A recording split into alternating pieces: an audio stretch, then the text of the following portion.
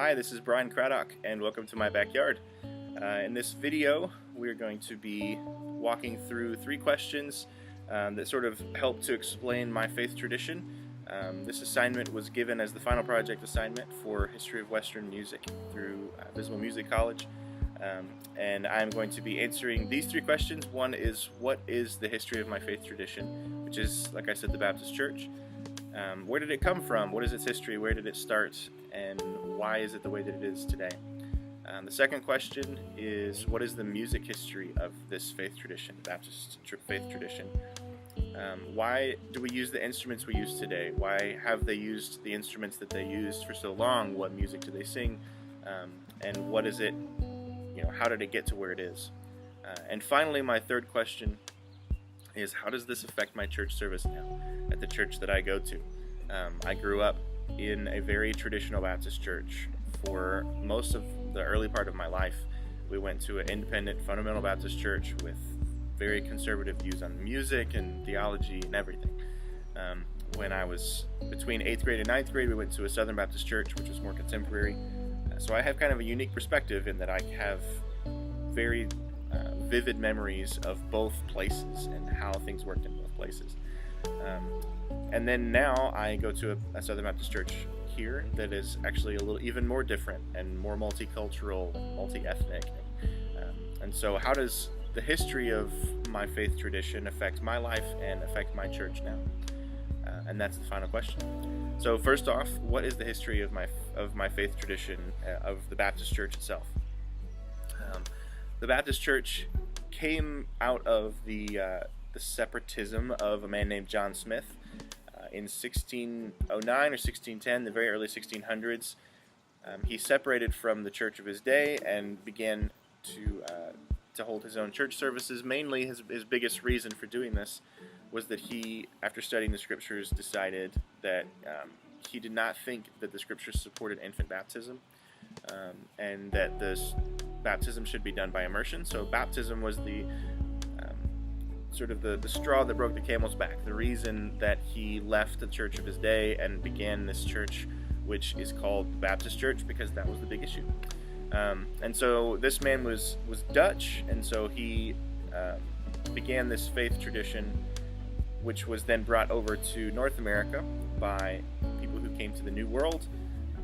And the two men who were both credited with sort of the introduction of the Baptist faith in North America, although no one knows who did it first, are Roger Williams and John Clark. Both of these men began Baptist churches in North America. No one knows who had the first Baptist church of America.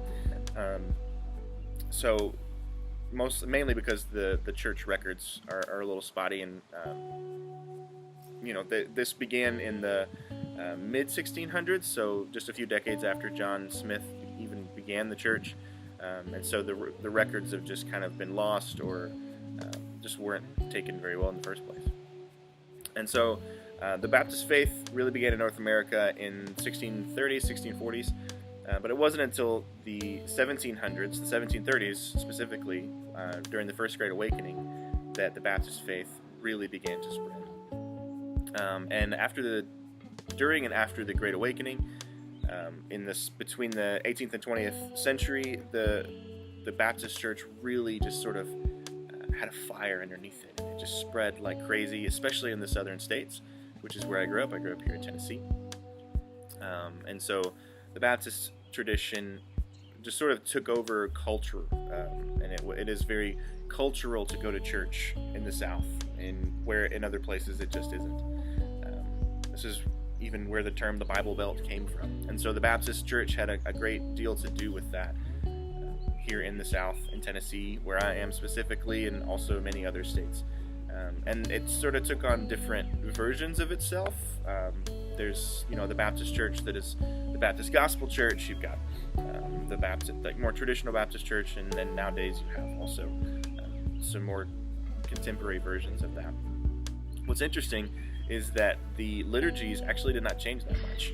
The structure of the service that you find really from the 1800s, even 1700s, the services that you find recorded, obviously not through video, but the recordings of the services that you find,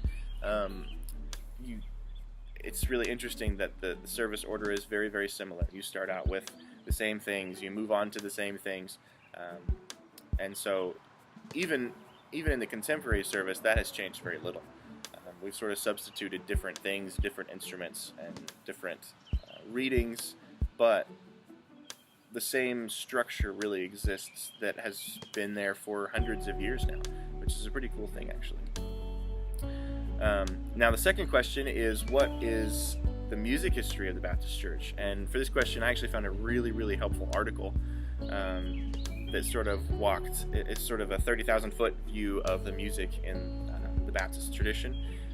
And it really sort of began with Isaac Watts. He was writing music about the same time as the church was taking off and catching root, and he was writing new hymns.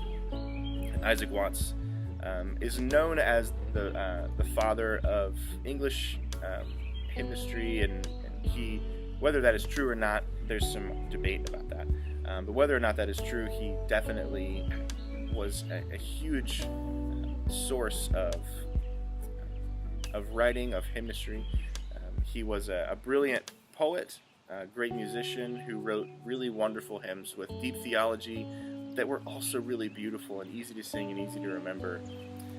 And so Isaac Watts was a big part of that, and the hymns sort of became the music of the Baptist Church. And that has not changed in hundreds of years. The hymns are still the music of the Baptist Church, and we sing a lot of Isaac Watts even today. All the way up to where now we are, even in the contemporary services, covering these Isaac Watts hymns and other hymns from other composers and hymn writers, and we're redoing them and putting them in the bridges of our songs, and so they have been really pervasive in the music of the Baptist Church, and really the music of the church in general as well. And like I said before, the service orders have been almost spot on the same as they have been since the 1700s. And for something to go from the 18th century all the way to now the 21st century, that's a pretty good run for a service order. And so the difference between traditional contemporary churches really actually sort of centers around music.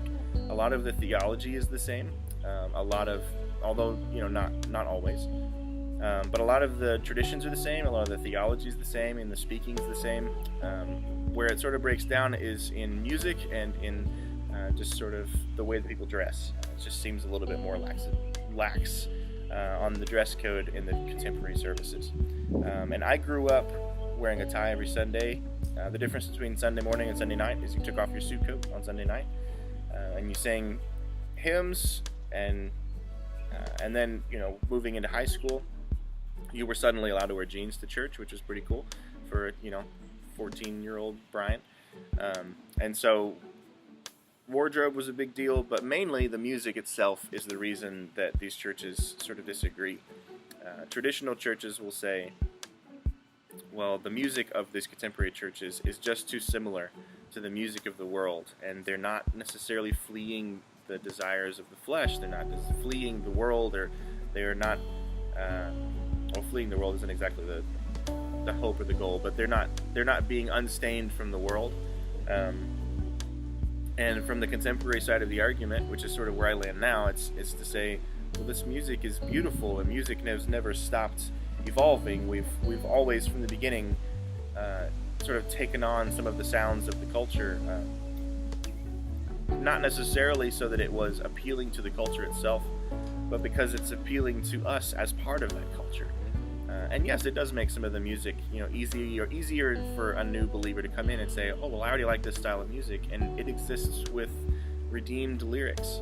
And one of my favorite quotes of all time is actually from the guy who started the Salvation Army, and he said that we were taking the devil's tunes and using them against him, which was pretty cool.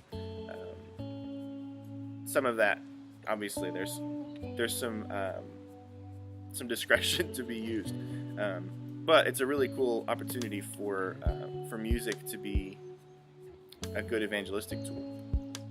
So anyway, that aside, The differences between the traditional contemporary services is mainly musical. So the third question is, how does this affect my church service now? My wife and I, my kids, we go to Fellowship Memphis, and or we have for the past several weeks. And one of the really cool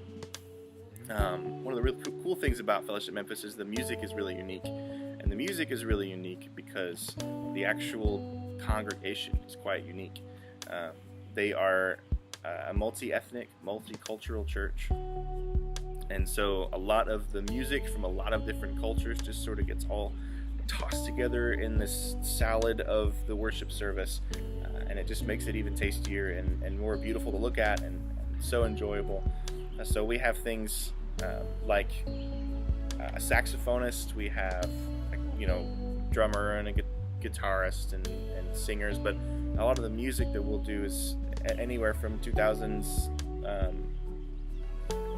worship tunes like praise charts, praise tunes, all the way to very modern worship music, to gospel music, to old hymns, and it just we run the gamut on the music, just because we can and because we have a responsibility to hold to some of these cultures that have come together. We're not trying to establish a new culture, but to celebrate the cultures we've all come from. And so Fellowship Memphis is a really cool place to sort of experience a lot of different music history elements, because the music service has so many elements by itself. The contemporary service that I grew up in, we had a lot of orchestral elements. We had a huge orchestra. We had horns and strings, and a drummer, and we had woodwinds and everything. So that by itself was also a really cool combination of my love for classical music, which partly stemmed out of just my classical training, was also solidified in my church service.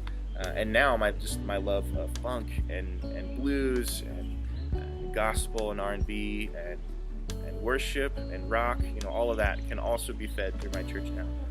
And I think that these are really beautiful things, and that the music history, the music tradition of the Baptist Church is ever evolving, and we're sort of on the cusp of yet another evolution of it. And I think it's a really cool thing. It's a really cool time to be alive and to be a part of that transition, especially as a musician. I'm not just witnessing this transition, but I'm actually a part of it. I'm pouring in my musical culture into the mix, into the salad, as it were, and just adding even more flavor and even more goodness to the music of the church. And so hopefully in 10 years, when someone takes the history of Western music at Visible Music College, maybe some of the music that I'm writing and some of the music that my peers and my contemporaries are writing will be some of the music that's in the churches, and they can talk about how they are also in the process of this evolution. And so anyway, I'm really grateful for this opportunity to sort of delve into the history of my church. My grandpa, actually, Papa was a Baptist preacher, and he was a good source of knowledge as far as the Baptist history goes, the church history. And it was really a great time getting to talk with him and research the church and research music in the church. And so there we go. That's it.